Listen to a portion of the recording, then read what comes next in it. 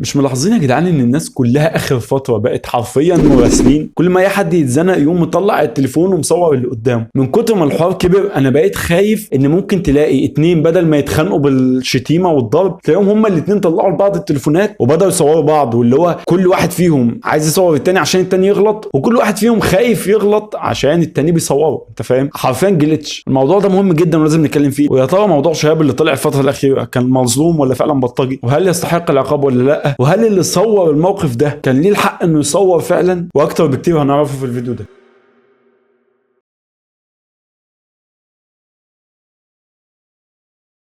السلام عليكم، ازيك؟ عامل ايه؟ يا رب تكون بخير. قبل ما نتكلم عن كل المواضيع المهمه ديت، في فرق كبير بين توثيق الاحداث والتطفل. يعني ايه؟ يعني اللي صور ده حاجه، واللي بيلاقي مثلا اتنين بيتخانقوا فهو بيقوم مصور ده حاجه تانية خالص. يعني في فرق كبير قوي ما بين واحد بيصور حاجه بجد مهمه عشان يوثقها، وواحد بيصور مصايب الناس ومشاكل الناس عشان بس يطلع بشويه مشاهدات. اللي حصل من يومين ان كان في طفل ماشي بالتوك توك، ومش هيتقال عليه غير طفل لانه عنده 15 سنه، يعني فاهم، وزنق على واحد وبتاع ودخل فيه ومسك له سلاح ابيض وكده وبتاع، وفاهم، والكلام ده كله، وكل الناس عارفه الكلام ده. طيب عايزين نرد على سؤال مهم جدا: هل فعلا تصويره كان هو الحل الامثل يعني للشخص اللي هو كان بيتعدى عليه؟ هل فعلا ده كان الحل المظبوط؟ قبل ما نرد على السؤال دوت لازم نقول حاجات مهمه جدا، وهي فوائد الشيء ده اصلا لما تصور حد او كده. فوائد جامده جدا. ليه بقى؟ لان اول ما اي حد اصلا بقى يشوفك ان انت بتصوره، خصوصا لو مهم، انت متخيل يعني مش تافه، لا ده لو مهم يخاف جدا وما يعملكش اي حاجه. شايفين الفيديو ده مثلا؟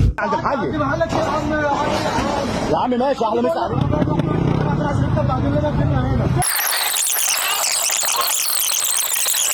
انت مش جعلصتها يابا، انا هنزل الفيديو ده. انت تعرف اسمي ايه يا عم؟ تحبسني؟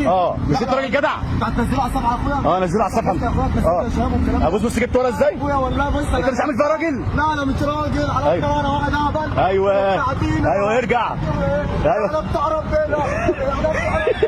ايوه اظبط نفسك عشان الحكومه ما بتحلش. يقف ولا ما يقفش؟ يقف يا مان. ايوه يقف عندك في المحل جوه كمان. بيع معاه. او ده شخص خاف يعني يا اسطى، فاهم؟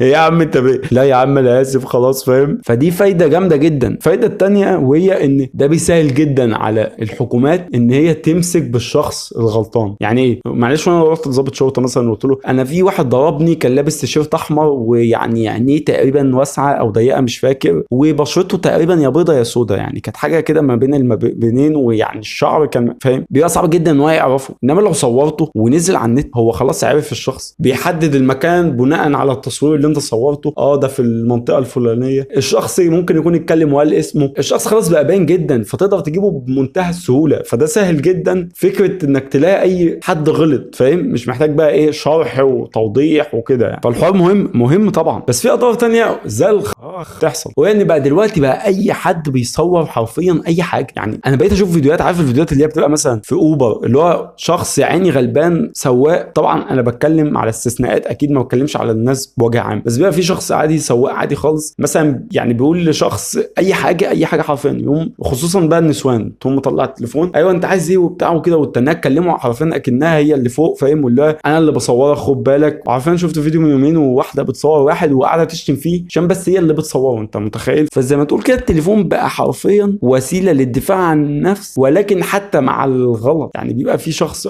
غلط بس هو معاه التليفون، فهو المفروض ان هو كده هو التمام واللي قدامه هو المذنب، فاهم؟ والمشكله تانية في الترند، وان كل واحد بقى عايز ياخد الترند، واللي هو ما تيجي نصور كده اللي قدامنا ده يمكن يحصل منه حاجه فيحصل حاجه، يعني فاهم؟ يعني بقى في حتى مشاهير كمان بيحصل معاهم مواقف فيقوم مصور لك. يا اسطى طب ليه؟ فاهم؟ لا مش ليه، هو عشان الترند. مش بس كده، ده بقى بينشره الاول وبعدين يفكر طب ايه اللي هيحصل بعد كده. يعني ايه؟ يعني بقى يصور الشخص يقوم ينزل على طول. طب استنى بس انت شوف هل تنزيلك ده يبقى احسن ولا اوحش ولا ايه اللي هيحصل، فاهم؟ مش بس كده، ده بقى بيصوروا حاجات يعني ما ينفعش تتصور عشان بس ترند، يعني جثث او اي حاجه حرفيا، فاهم؟ انت عارف المشكله كمان في كل دوت ان المواقف ديت اللي هي المفروض ناخدها بجديه وصرامه، والمفروض ان احنا نتعلم منها حاجات وكده، بتتحول لميمز يا اسطى. يعني فاهم؟ بتقوم داخل على الفيس بتلاقي الموضوع المفروض ان هو جد، يعني المفروض ان الموضوع دوت يا يا اما نتكلم على ان الشخص ده مظلوم، يا اما نتكلم عن الشخص ده ان هو مذنب. لا انت بتلاقي يعني كميه ميمز ليه اصلا تطلعك من الموضوع اللي هو جاي عشانه، يعني اللي هو التصوير ده حصل ليه، فاهم؟ فالناس بتبدا اصلا تضحك حتى على الاشخاص اللي هي اتصورت، لو حتى هي مظلومه او مش مظلومه بيبدا يعمل ضحك على الموضوع ده. يعني عندك فيديو زي ده برضه، واحده بتصور واحد عشان مغلي مثلا البضاعه بتاعته، اللي هو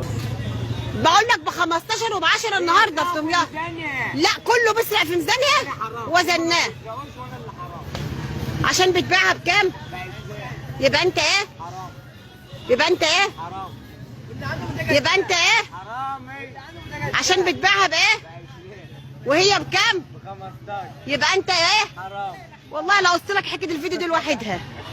موقف ما تصوريش فيه، يعني معلش، يعني الست الوقت ده لما بتنزل مثلا تشتري حاجه من السوق، مش لما بتبقى غاليه بتقوم مصوره الست وتقول لها انا هنزلك على فكره على الفيسبوك؟ ايه العبط ده يا جدعان؟ احنا بقينا فين؟ فاهم؟ المشكله ان احنا كلنا لما بدانا نصور حياتنا حرفيا اتحولت لفيلم، يعني بقى كل واحد يصور وينزل، فحياتنا كلها بقت معروضه على النت، يعني ما عادش في مشكله اصلا تستخبى، ودي مشكله كبيره جدا. ومن الحته دي كمان حابب اقول ان بقينا بنصور كل حاجه، بقينا نصور الاكل، بقينا نصور النوم، بقينا نصور الخناق، العياط، المواقف الانسانيه، بقينا نصور كل حاجه. محتاجين ان احنا نقلل التصوير شويه، محتاجين ان احنا نشيل التليفون دوت، ويعني نعمل حاجه تانية في حياتنا من غير تصوير. يا اسطى اعمل حاجه تبسطك بجد، يعني مش محتاج ان انت تصور كل حاجه، يعني بجد بجد لما تسافر مثلا مش محتاج ان انت تصور كل حاجه سافرت فيها، يعني سافر يا اسطى، انت بتسافر عشان نفسك يا اسطى، مش عشان تصور صورتين. محتاجين نعرف بجد ايه الجزء اللي المفروض عادي ان هو ينزل على النت وهيفيد الناس فعلا من حياتنا، وجزء اللي ما تنزلوش لمشاكل كتيره جدا. الفكره من الفيديو دوت انك مش كل حاجه تصورها وخلاص. اكيد التصوير ساعات بيبقى مهم، اكيد التصوير بيبقى مفيد ساعات، ده كده كده، ولكن بعد ما تصور شوف هل فعلا تنزيله هيفيد ولا انت بتنزل وخلاص. وبكده يبقى انتهى الفيديو بتاعنا، يا رب يكون عجبك. لو عجبك ما تنساش تعمل لي لايك، تشترك في القناه لو لسه ما اشتركتش، ويلا اشوفكم في فيديو جديد. سلام.